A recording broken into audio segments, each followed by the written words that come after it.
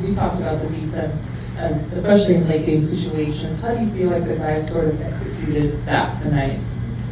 Yeah, I thought, we got some big stops.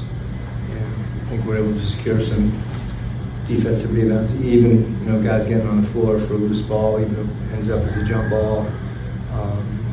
But that was crucial. I know they had, what do they have, 21 offensive rebounds. Some of those were just tap backs and things, but they're just bigger than we are down there. And, throughout the game. So I thought we did a good job of gang rebounding. And then, we figured out there was a stretch there in the third quarter of just getting by us. I thought we got better, guarding the ball at the perimeter as well.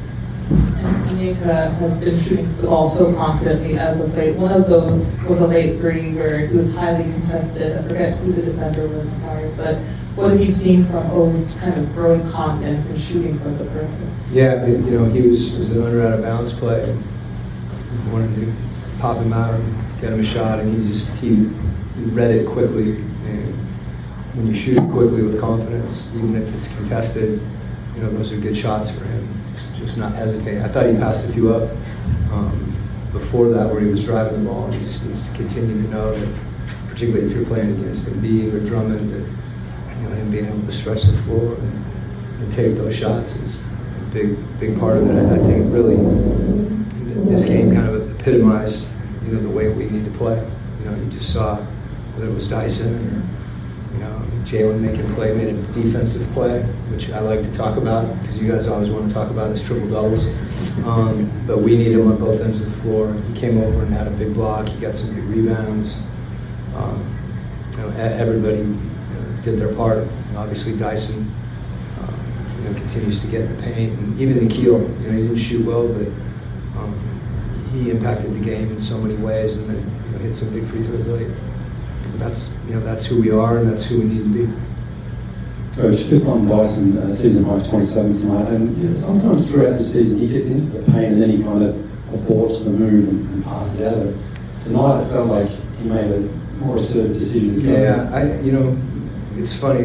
We can watch players play, and it's almost like Formula One. Like we can tell them they should have done this or should have done that. And I think the biggest thing is, as you said, he's getting in there.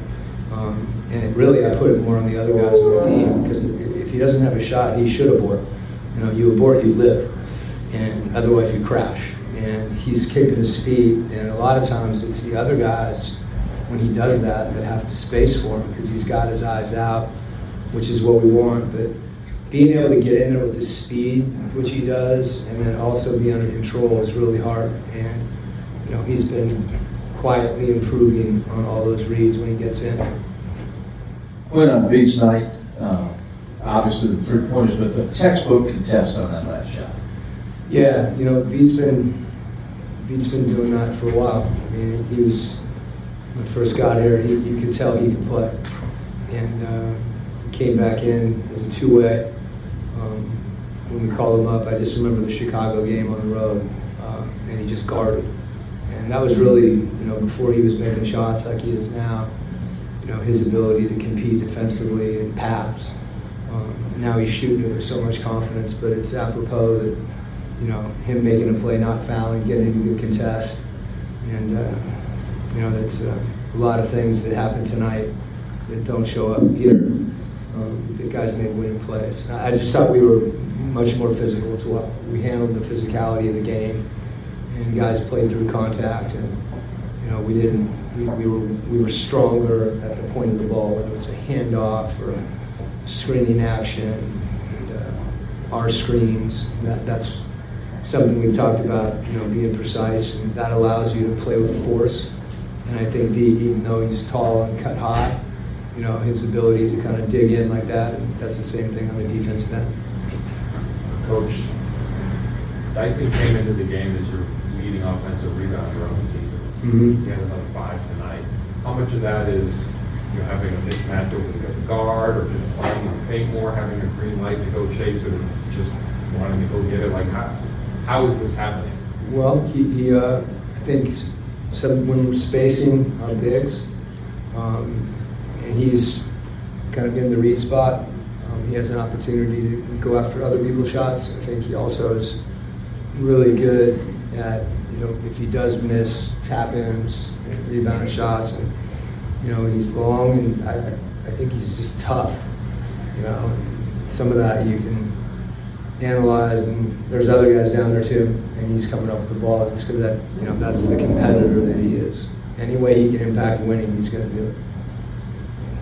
And he obviously came into the game with the ankle sprain he was dealing with, and then right there to start things off, a little bit of a concern. What was your kind of concern level there with how things started, and then just to be able to see him play the way that he did to finish this round? Well, he's another guy that's just tough as nails, and I called the timeout.